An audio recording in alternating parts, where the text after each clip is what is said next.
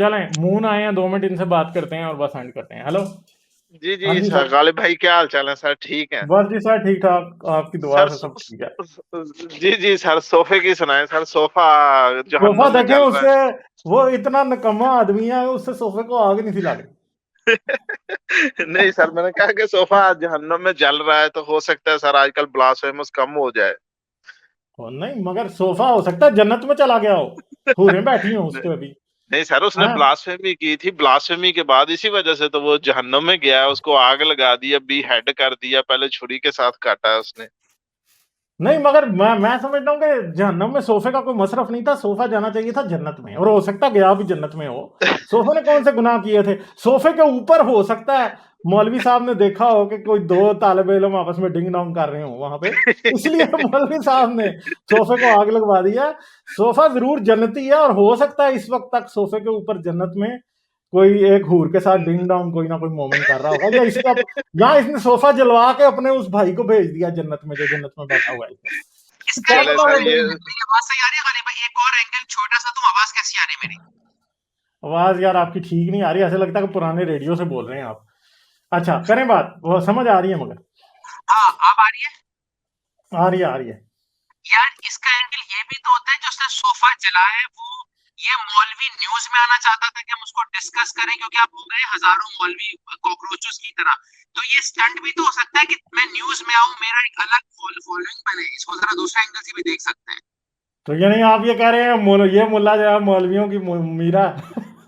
नहीं सर, असल में गालिब हाँ, भाई मैं छोटा सा ऐड करता चलूं कि इसमें मौलवी को अब कैमरे की जरूरत बहुत है, लेकिन वो कैमरे हाँ, के लिए उसके पास और बड़े तरीके हैं, उसके पास बेपनाह तरीके हैं। अभी 4 दिन पहले की बात है, इसने यजीद को कहा था कि वो रजी अल्लाह ताला अन्हु हुआ, और वो हाँ, अच्छी खासी हाँ, कंट्रोवर्सी क्रिएट कर दी थी इस बारे में। हाँ। तो वो ये कोई बड़ी बात नहीं है। अभी ये एहतजाज हो रहा है सर जुमे वाले दिन, इसी जुमे वाले अच्छा, दिन फिर तो एहतजाज है, जिसमें प्रोटेस्ट है कि सोफ़े इसको जला किसी न जाएंगे। किसी।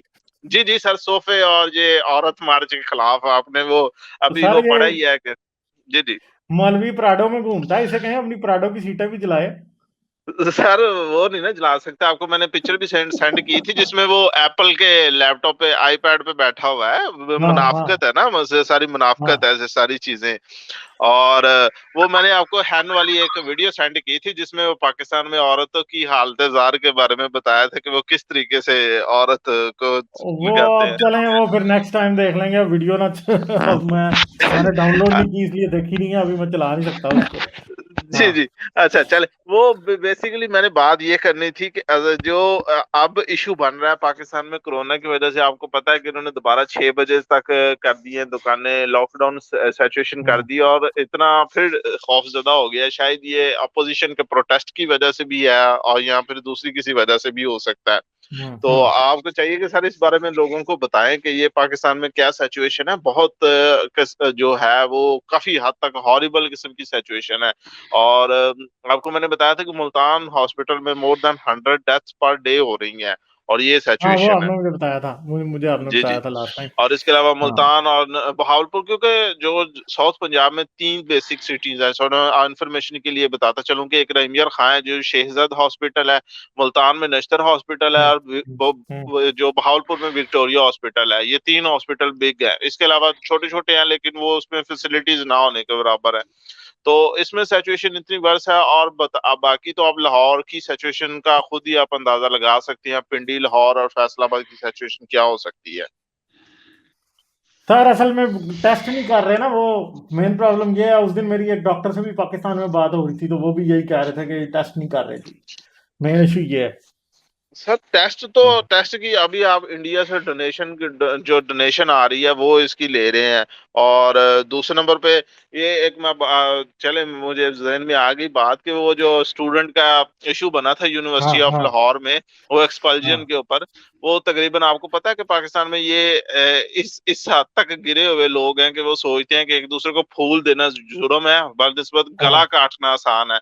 अभी हाँ, अब हाँ। पंजाब लॉ कॉलेज कह रहा हूँ, पंजाब कॉलेज की एक वीडियो थी कि उसमें वो एक बच्चे ने अपने दूसरे को तलख कलामी के ऊपर गोली मार दी।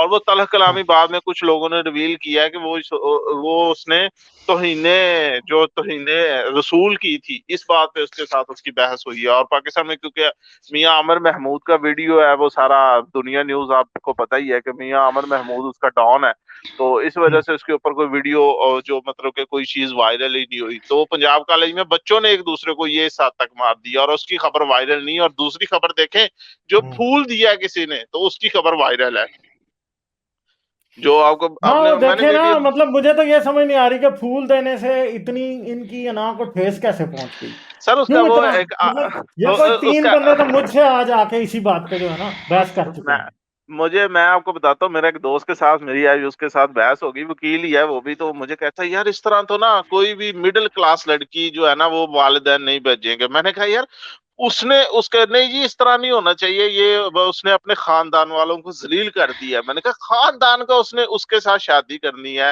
नहीं उसको इस तरह प्रपोज नहीं करना चाहिए था, उसको निकाह करना चाहिए था। मैंने कहा निकाह पहले कर लेता वो बंदा, नहीं तो प्रपोज खदीजा बाद कौन में। थी फिर, ये बेहया औरतें प्रपोज करती हैं तो खदीजा कौन थी फिर, वो अपनी अम्मा की बात करो फिर, हैं। सर वो तो बात आप छोड़े ना, ये तो बात इस हद तक है कि निकाह पहले होता है प्रपोजल बाद में होती है। इनकी मंतक देखें तो मुझे तो ये समझ नहीं आई कि निकाह नहीं जी नहीं, उसे निकाह करना चाहिए था, उसके बाद उसे प्रपोज करता। मैं उसे कहता ओ भाई निकाह से पहले प्रपोजल होती है, बाद में प्रपोजल नहीं होती, खुदा के बंदे। उसको बाद में इतना समझाया तो वो कहता नहीं जी नहीं, ये इसने इस तरह ना उसका दूसरा आर्गुमेंट ये था कि जो मिडिल क्लास लोग हैं इस तरह के से वो भी डर जाएंगे। मैंने कहा यार मिडिल क्लास लोगों को आगे रिश्ते नहीं मिल रहे, अगर कोई बच्ची या कोई किसी को अच्छा समझ के उसके साथ रिश्ता कर देती है बनिस्बत ये कि वो बाद में 50 साल के बूढ़े से शादी की जाए, तो उससे बेहतर नहीं है कि वो अपने क्लास वालों जो उसके साथ उसकी मेंटालिटी मिलती हो उसके साथ शादी करे। वो ये सोचते हैं कि उसके माँ बाप चाहे उसे किसी ना किसी अनजान बंदे के साथ जबरदस्ती उसके साथ करवा दे, वो बेहतर है। ये नहीं है कि वो अपने किसी पसंद के साथ कर ले। पाकिस्तान में आप देखें, मैं आपको थोड़े से स्टैटिस्टिक बताता चलूं कि तलाक की रेशो पाकिस्तान में इस वक्त तक खौफनाक हद तक ऊपर चली गई है। आप सिर्फ और सिर्फ देखें कि जो लाहौर में तकरीबन 10,000 के करीब केसेस पिछले साल डिसाइड हुए हैं sir, more than 10,000 cases. Sir ये सोचे इसकी रेशो क्या हो सकती है। और बाकी जो अभी चल रहे हैं, आपको पता है कि तलाक का जो मिनिमम पीरियड है ड्यूरेशन का 4 से 5 माह लेता है किसी भी तलाक के जो खुला लेती है औरत। जो वैसे मर्द देते हैं तलाक उसका तो कोई आप स्टैटिस्टिक्स को शो ही नहीं कर सकते, वो तो यूनियन काउंसिल के थ्रू सर्टिफिकेट इशू हो जाता है, उसमें तो नहीं है।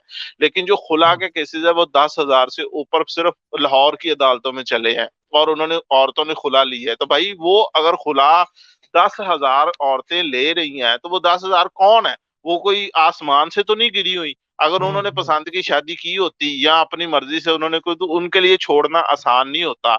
लेकिन कौन इनको समझाए, ये कहते हैं कि जबरदस्ती उनकी शादी कर देते हैं। जारी बात है मेंटल लेवल चेंज नहीं होता या कोई उनके साथ मेंटालिटी मिलती नहीं होती। जारी बात है सर एक इंसान के साथ वो 1 साल बाद वो एक आधा बच्चा हो जाता है, बाद में बच्चे भी रुल रहे होते हैं। आप यकीन करें अदालतों में जरा चक्कर लगा के देखें किस तरह गार्डियन जो है वो बच्चे इस तरह ना जैसे भेड़ बकरियों की तरह उन्हें कमरों में मिलाया जाता है कि ये 1 घंटे के लिए ये कर दो वो कर दो, और दोनों खानदानों की लड़की और लड़के दोनों की जिंदगी तबाह हो जाती है।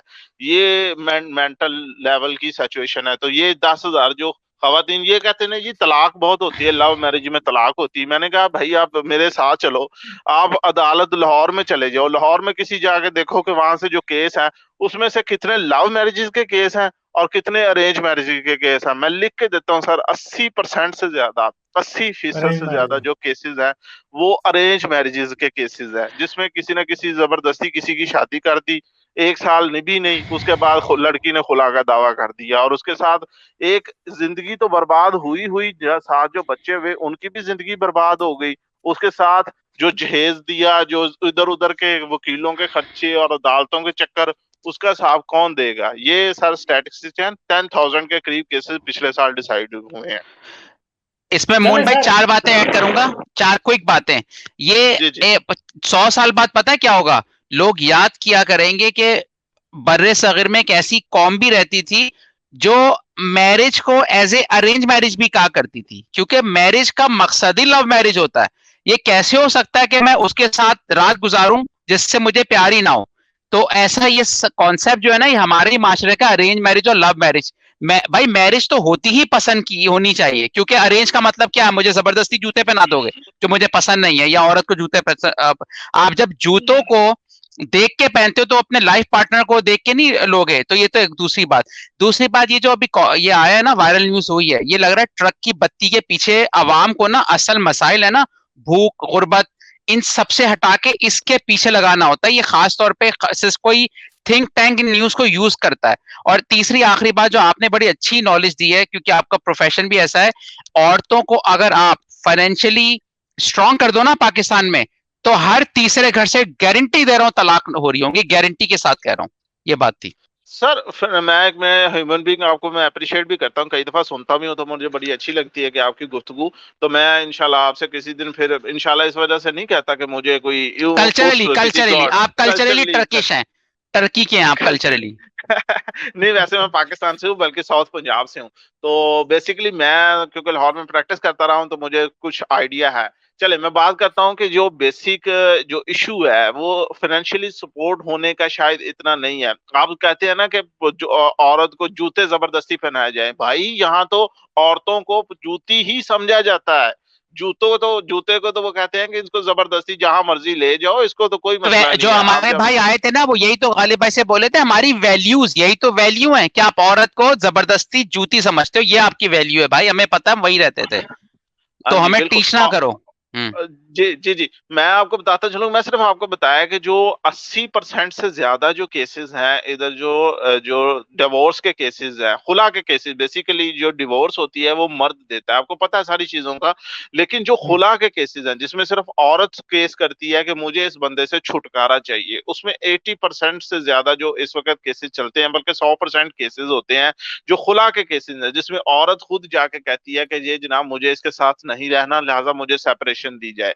और जो सेपरेशन के केसेस में एक उस बंदे को भी जलील किया जाता है। देखें, मैं किसी मर्द या औरत के हक में नहीं हूं, मर्द की भी तो जिंदगी उसी तरीके से कीमती है ना, वो भी बेचारा शादी के लिए इतने पैसे इकट्ठे करता है। आपको पता है कि पाकिस्तान में और इंडिया में किस हद तक पैसे खर्च करने पड़ते हैं शादी के लिए, और वो पैसे इकट्ठे करता है शादी के लिए, पैसे इकट्ठे करने के बाद सब लोगों को वलीमे करता है, सारे शादियाने बजाता है। एंड रिजल्ट क्या होता है कि औरत के साथ, क्योंकि उसके साथ उसका पहले कोई मेंटल लेवल तो होता नहीं है, एंड रिजल्ट क्या होता है कि घर वाले उसके साथ जबरदस्ती किसी फूफी चाची ताई के साथ उसकी शादी करवा देते हैं, उसकी बेटी के साथ। एंड रिजल्ट वो उसके साथ निभ नहीं सकती, अब वो सेपरेशन के लिए चली जाती है, उसके लिए भी सारी जिंदगी फारग। और पाकिस्तान और इंडिया में दूसरी शादी का तो रिवाज आपको पता ही है कि वो क्या कि ना होने के बराबर है, अगर हो भी जाए तो उसको कितने हद तक ताने मिलते हैं। और मैं बात करता चलूं, फाइनेंशियली सपोर्ट होने का मकसद ये है कि आप समझते हैं कि शायद फाइनेंशियली औरत सपोर्ट हो जाए तो वो औरत छोड़ के चली जाएगी। भाई यहाँ औरत फाइनेंशियली सपोर्ट हो जाए तो समझ लें कि वो उसी दिन ही वो अपने मर्द को मर्द नहीं समझती। ये भी एक मेरिट है। मैंने आज एक केस था मेरे पास लगा हुआ, वो एक खातून थी, मेरी बात लंबी हो रही है माजरत इसके लिए। तो एक खातून थी, वो एक स्कूल टीचर थी, एसएससी स्कूल टीचर, जो कि 9वीं 10वीं को पढ़ाती थी। तो उसका मर्द जो था वो उसका चौकीदार था उसी किसी स्कूल में, उसने उसके साथ शादी कर ली। अब वो जब मर्द उसके साथ बैठता था तो उसे कहती थी कि तुम मेरे जाओ जूते पॉलिश करके लाओ, ये करके लाओ, वो एक्सप्लॉइट करना शुरू हो गई। अब जब एक्सप्लॉइट करने के बाद उसका केस आ गया, अब वो मर्द को पेनल्टी पड़ी कि उसका 5,000 रुपया, आप एक बच्चा था उसका, 5,000 रुपया उसका नानो नफका दो। अब वो एसएसटी है, उसके पे तकरीबन कोई 50 अबव है। अब वो बेचारा चौकीदार है, वो सिर्फ इस जुर्म में कैद काट रहा है कि उसको 5,000 रुपये पेनल्टी जो है ना वो भरनी पड़ेगी। तो ये सर दोनों तरफ से जुल्म होते हैं। अब उसके माँ बाप क्योंकि अच्छे थे, वो भी एक जो गांव के थे, उसने कहा जी हमारा बच्चा सरकारी मुलाजम है, इन्होंने कहा जी हमारी बच्ची जो है ना वो भी वहां पढ़ाती है, चलो चलो कर दो, खानदान एक है, जात बरादरी एक है, क्योंकि वो भी जाट थे, भाई ये भी जाट थे। उन्होंने कहा जी नहीं ठीक है, कुछ नहीं होता जी, इसके पास लंबी चौड़ी पहले ही है। आज दोनों ही समझ लें कि अपनी जिंदगी, और जो उसका बेटा है वो 3-4 साल का बेटा था, तो वो दोनों तीनों की जिंदगी ऐसे बर्बाद हुई है कि समझ लें कि वो माशरे के लिए एक अरेंज नासूर बन मैरिज की चुके बात हैं। है। जी जी, अरे जो नासूर बन चुके हैं वो तीनों लोग। मैं यकीन करें इस बात से, मैं मुझे जाती तौर पे दुख होता है कि वो औरत का मेंटल लेवल कहाँ तक था कि वो हर बच्चे से उसने बच्चों को मारती थी, सिर्फ इस वजह से क्योंकि उसको उसको वो नहीं मिल सका जो उसे चाहिए था। और जो चौकीदार था वो बेचारा काम नहीं करता, वो कहता जी मैंने काम नहीं, बेचारा मैं इस वजह से नहीं कह रहा कि मुझे उसके साथ कोई हमदर्दी है, लेकिन वो उसके साथ, क्योंकि वो उसके जबरदस्ती उसके साथ शादी हुई थी, वो उसको छोड़ता फिरता था। अब ये देखें ये तीनों माशरे में किस तरीके से इस इंटरलिंक हैं कि ये तीनों बड़े होंगे, कल न कल कलां को किस तरीके से माशरे में रिप्रोड्यूस क्या करेंगे, क्या आगे भेजेंगे। बस मैं इसके साथ ही आपसे जो है ना वो आप बात करना चाहेंगे तो जरूर। चलें सर, ठीक है, थैंक यू। जी सर, जी सर, करेंगे थैंक यू, बात थैंक आपको। You sir, thank you.